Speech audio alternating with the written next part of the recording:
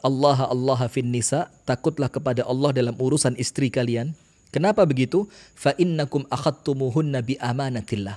Karena kalian mengambil dia dari rumah orang tuanya, itu amanah dari Allah. Jadi amanah ini bukan sekedar amanah dari siapa? Wali perempuan tersebut tidak, tapi amanah dari siapa?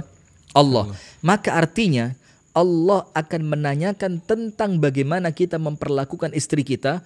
Dan begitu pun sebaliknya. Istri akan ditanya oleh Allah tentang amanah dia kepada siapa? Suaminya. Artinya jelas sekali An-Nabi SAW mengatakan yang terindah itu adalah pernikahan. Berarti selain itu bisa jadi indah, tapi apa? Sesaat. Setelah itu apa yang terjadi? Penyesalan, rasa malu, kehancuran, keburukan, laknat dari Allah. Dan tentu apabila keburukan itu terjadinya hanya di dunia, maka sebentar. Yang kita khawatirkan apa? Apabila perselingkuhan itu tidak diampuni oleh Allah, maka akan hina dan menyesal dan kecewa selamanya di mana? Di akhirat. Nah, maka dalam Islam itu ada sadun lidzari'ah, menutup pintu terjadinya keburukan. Yang kita perlu tahu supaya menutup terjadinya pintu-pintu perselingkuhan semacam ini, itu faktor terbesarnya salah satunya apa? Antara suami dan istri itu kemudian tidak bisa mengkomunikasikan keinginan mereka masing-masing. Apa yang terjadi? Akhirnya apa yang mereka inginkan itu mereka dapatkan dari orang lain. Ketika antara suami dan istri tidak terjalin apa? Komunikasi yang baik. Apa kemudian yang terjadi? Akhirnya keinginan mereka tidak tercapai, tidak mereka dapatkan dari istri keinginannya tidak didapatkan dari suami. Akhirnya apa? Mereka mencari pelampiasan di mana? Mencari alternatif ya. Dan bahayanya, pertama kali munculnya itu ketika istri dan suami saling merasa tidak membutuhkan. Wah, paham gak antum? Udah dalam ini. Awalnya apa? Saya lanjutkan ayat tadi ya. Itulah kenapa Islam itu betul-betul mengatakan untuk para wanita, waqarna fi buyutikunna. Tetaplah kamu tinggal di mana? Di rumahmu. Karena Islam menjaga. Islam itu menutup pintu-pintu terjadinya keburukan. Ketika suami tidak butuh istri dan istri tidak butuh suami, kita tanya, terus pelampiasannya kemana? Perasaan istri tidak butuh kepada suami, itu rata-rata faktor karena apa? Istri merasa memiliki kehidupan sendiri, dia mampu menghidupi dirinya sendiri, dia punya penghasilan sendiri. Akhirnya apa? Si suami terkesan tidak terlalu bisa mengarahkan istrinya. Nah, ketika terjadi seperti itu, maka istri pun tidak akan takut berselingkuh. Sebaliknya sama kejadian kepada siapa? Suami. Wallahu ta'ala a'lam bishawab. Ini persoalan strata berarti. Merasa antum gak usah bahas-bahas strata lagi ya. Nah, sudah, sekarang berikutnya. Faktor berikutnya itu adalah syaitan. Ini tidak bisa dipungkiri. Contohnya begini. Laki-laki yang tidak pandai ghaddzul basar dan perempuan yang tidak menjaga auratnya. Ada kisah menarik kan ini. Ini ada kisah yang memang menarik sekali. Ada seorang laki-laki bertanya kepada seorang ustadz, seorang syekh gitu. Dia bertanya begini, ya syekh, sebelum saya menikah dengan istri saya melihat calon istri saya itu adalah perempuan tercantik yang pernah saya lihat. Sebelum apa? Sebelum menikah. Akhirnya saya menikah dengan dia. Setelah saya menikah setahun, 2 tahun, 3 tahun, dan tahun-tahun berikutnya, setelah usia pernikahan saya cukup panjang, maka tidaklah saya melihat seorang wanita kecuali pasti lebih cantik dari istri saya. Jadi seakan-akan istrinya ini perempuan terjelek, maka dia ngelihat perempuan dimanapun, perempuan manapun, kok lebih cantik ya? Kenapa begitu? Setan yang main. Nah, akhirnya kemudian pemuda ini tanya, kenapa ya Syekh? Sebelum saya nikah dengan istri saya, dia itu perempuan cantik luar biasa. Setelah saya nikah dengan dia, beberapa tahun berjalan pernikahan, apa yang terjadi?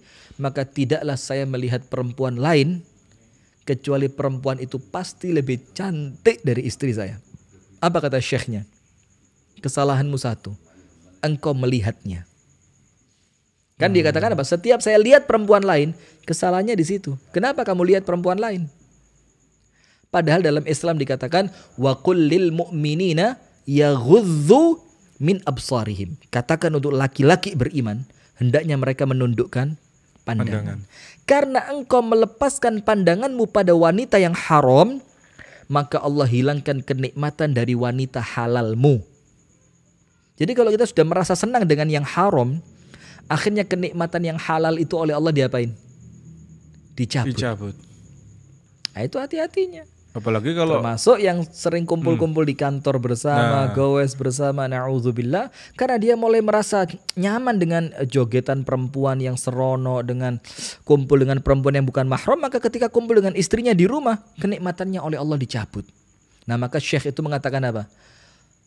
Tundukkan pandanganmu, maka engkau akan dapati istrimu perempuan tercantik di dunia. Setelah dia lakukan itu, ternyata apa? Keindahan rumah tangganya kembali seperti semula. Artinya perselingkuhan ini bahaya betul. Kenapa begitu? Faktornya banyak. Ikhtilat, faktor perempuan yang tidak menutup aurat, faktor laki-laki yang matanya jelalatan, faktor setan yang menjadikan setiap perempuan yang keluar rumah itu dijadikan apa? Indah di pandangan manusia. Kemudian buruknya komunikasi di rumah tangga. Kemudian ketika dia ngomong dengan calon selingkuhannya, jadi selingkuhan ada calon juga ada ya? calon ya. Kok ngobrol sama dia nyaman ya? Kok nyambung ya? Kalau chatting sama dia kok lucu lembut ya. Lucu ya orangnya ya. Lucu. Gitu. Nah, maka itu juga perlu hati-hati. Nah, ini jangan sampai kemudian perasaan nyaman dengan yang haram itu menjadikan yang haram terkesan baik. Nah, maka perempuan juga perlu paham. Laki-laki Anda sekarang itu adalah laki-laki yang diincar banyak wanita di luar sana. Dan laki-laki juga perlu paham, istri Anda yang di rumah sekarang itu incaran laki-laki mata keranjang di luaran sana. Maka terus bagaimana? Dengan banyaknya perempuan-perempuan yang terlalu berani, dengan banyaknya laki-laki yang terlalu mengumbar diri, itu menjadikan perselingkuhan itu semakin apa? Semakin terbuka. Perhatikan. Pemirsa yang dirahmati dan diberkahi oleh Allah Subhanahu wa taala, perlu diketahui bersama oleh suami dan istri. Apabila telah terjadi, artinya di rumah tangga telah terjadi perselingkuhan. Maka begini pemirsa yang dirahmati oleh Allah Subhanahu wa taala. Ini mungkin kita tidak berurutan ya, tapi insya Allah Anda bisa mensarikan sendiri lah ya, bisa mengambil benang merahnya. Perlu diketahui antara suami dan istri, hunna libasun lakum wa antum libasun lahun. Kalian para wanita itu pakaian untuk suami kalian. Dan kalian para laki-laki pakaian untuk istri kalian. Dan salah satu fungsi pakaian yang pertama apa? Menghias. Jadi harus memantaskan diri. Yang kedua, untuk menutup aurat. Artinya suami dan istri itu saling menutupi aib mereka masing-masing. Dan salah satu sebab terjadinya banyak konflik rumah tangga, catat.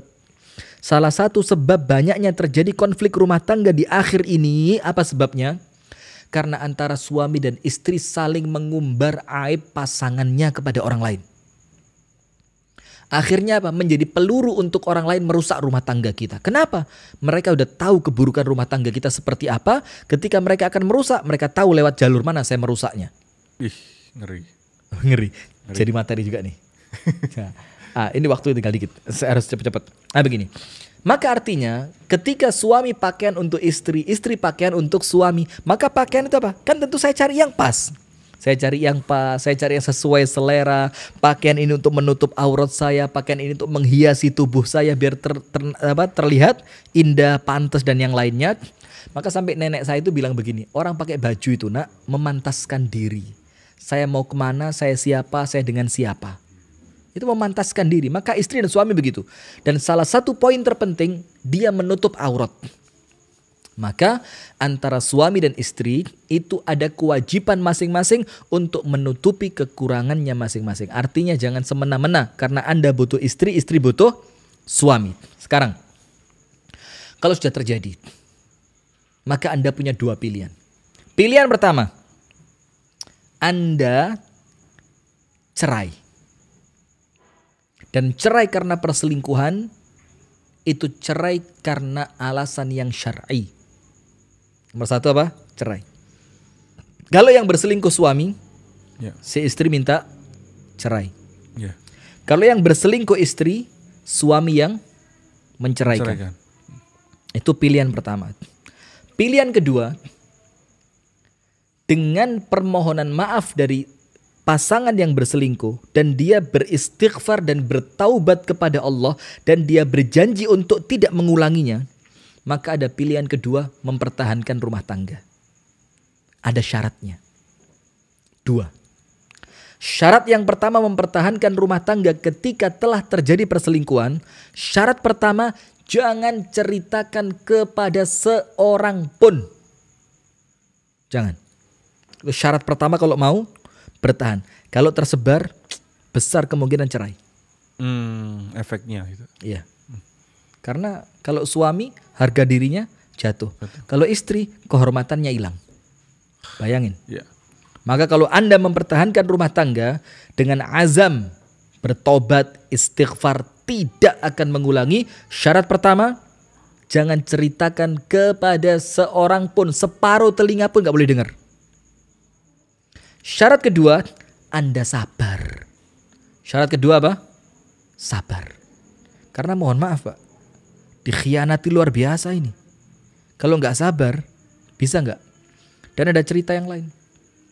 Seorang suami yang berusaha bertahan setelah dia mengetahui perselingkuhan istrinya. Dikasih tawaran sama Ustadz untuk cerai. Dibilang enggak Ustadz, saya sabar. Saya akan tahan. Tapi antum tahu enggak apa yang terjadi? Setiap mau melakukan hubungan suami istri, terbayang wajah selingkuhan istrinya.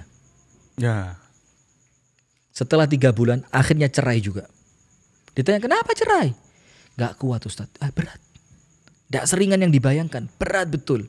Maka kalau suami bisa sabar atau istri bisa sabar atas perselingkuhan yang telah terjadi, nas'alullah as-salama wal afiyah, mudah-mudahan Allah menyelamatkan rumah tangga kita semua. Maka syarat yang pertama, jangan ada separuh telinga pun yang dengar, tutupin aibnya. Karena apabila Anda bongkar, Anda sendiri yang malu. Yang kedua, sabar. Yang kedua apa? Sabar. Maka pilihannya 2. Dan ini jangan tanya ke Ustadz, timbang mana yang lebih baik untuk masing-masing rumah tangga Anda. Ketika memang telah terjadi, ini bukan perkara ringan, ini perkara terlaknat. Ini perkara berat, dosa besar, neraka, hilang kebahagiaan rumah tangga. Hilang keberkahan rumah tangga. Maka ada pilihan cerai. Dan cerai karena perselingkuhan bukanlah perceraian yang hina. Dan sekarang penutup. Jadi ingat ya, kemungkinannya ada berapa apabila telah terjadi? 2. Yang pertama, cerai. Yang kedua, sabar, mempertahankan rumah tangga dengan 2 syarat. Jangan cerita kepada siapapun dan harus sabar. Nah sekarang begini. Sekarang penutup. Apabila diambang perselingkuhan. Diambang perselingkuhan. Apa ambang perselingkuhan itu apa? Mulai kenal perempuan. Kalau perempuan mulai kenal laki-laki. Pertemanan Facebook. Buka-buka kepo Instagram laki-laki atau perempuan yang bukan mahram. Coba-coba DM. Mulai coba-coba DM. WA. Tertutup. Dapat nomor. Ini futuhat. Muqaddimat. Pembukaan. Iya serius. Bahasanya begitu. Futuhat. Futuhat itu pintu-pintu yang mulai terbuka. Apabila diambang perselingkuhan, maka saya ingatkan. Apa yang saya ingatkan? Takutlah kepada Allah. Tidak ada kebaikan yang Anda dapatkan setelah terjadinya perselingkuhan. Pegang omongan saya. Tidak ada kebaikan yang akan Anda dapatkan setelah terjadinya perselingkuhan. Takut sama Allah. Maka Rasulullah mengingatkan, apabila kamu keluar rumah dan ada perempuan yang menarik hatimu, apa Rasul katakan? Pulanglah temui siapa? Istrimu. Kalimat temui istrimu, jimaklah dengan istrimu. Karena apa yang dimiliki perempuan itu dimiliki pula oleh istrimu. Maka sebelum terjadi, cut dari sekarang. Sekarang penutup dari saya sebelum nanti Abu Shanum. Mereka yang berselingkuh itu pasti memandang perselingkuhan itu indah. Betul nggak? Kalau nggak indah, kenapa mereka lakukan? Karena perempuan yang haram untuk Anda itu perempuan yang oleh syaitan dihiasi luar biasa. Maka seakan-akan perempuan itu begitu indah. Karena laki-laki yang sedang Anda incar sekarang untuk menjadi teman selingkuhan Anda, itu laki-laki yang sedang dihiasi oleh syaitan. Akan tetapi ingat, indahnya pintu perselingkuhan itu adalah seakan-akan pintunya saja yang indah, Tapi setelah Anda buka, Anda akan terjatuh kepada kehancuran dan kehinaan. Maka seakan-akan pintu ini oleh syaitan dihiasi begitu indah supaya Anda tertarik untuk masuk ke dalamnya. Setelah Anda masuk, penyesalan, kehinaan, kehancuran, dosa besar, dan laknat dari Allah Subhanahu wa ta'ala. Maka hati-hati, jangan sampai berani main-main dengan yang namanya perselingkuhan. Anda pertaruhkan kehormatan Anda, harga diri Anda, agama Anda, keluarga Anda, anak turun Anda, akhirat Anda, semuanya Anda pertaruhkan hanya karena nafsu yang sesaat. Bismillahirrahmanirrahim. Assalamualaikum warahmatullahi wabarakatuh. Di sebelah saya ini ada adik yang namanya Nahda. Dan Masya Allah, ternyata beliau ini, adik Nahda ini yang sekarang usianya 8 tahun, ini ditemukan di tengah hutan Manado. Dan ditemukan oleh salah seorang warga di sana, kemudian dirawat dan diasuh olehnya selama beberapa tahun. Kemudian setelah beliau tidak mampu lagi untuk mengasuh Adinda Nahda ini, maka diserahkan ke pondok pesantren Muhammadiyah Markas Qur'ani di tempat ini. Dalam proses pembangunan juga, dan tentunya membutuhkan dana yang besar, tapi tetap di pondok pesantren ini Adinda Nahda dirawat, diasuh, dididik dengan begitu baiknya. Maka saudaraku yang dirahmati oleh Allah, di antara 10.000 yang Anda donasikan kepada kami, maka salah satu peruntukan dari sedekah itu adalah termasuk seperti ini. Untuk turut andil dalam pengasuhan saudari Nahda yang semoga oleh Allah dijadikan putri yang salihah, untuk pembangunan, membantu sebagian pembangunan pondok pesantren juga. Sehingga terus kami mengajak kepada pemirsa sekalian, muslimin wal muslimat, untuk terus tidak henti-hentinya tetap bersemangat, tetap memiliki himmah yang aliyah, yang tinggi untuk terus membantu saudara sama muslim. Salah satunya dengan cara mendonasikan sebagian harta Anda kepada Yayasan Sayap Dakwah Organizer. Dan insya Allah peruntukannya adalah manfaat untuk kita bersama. Barakallahu fikum. Assalamualaikum warahmatullahi wabarakatuh.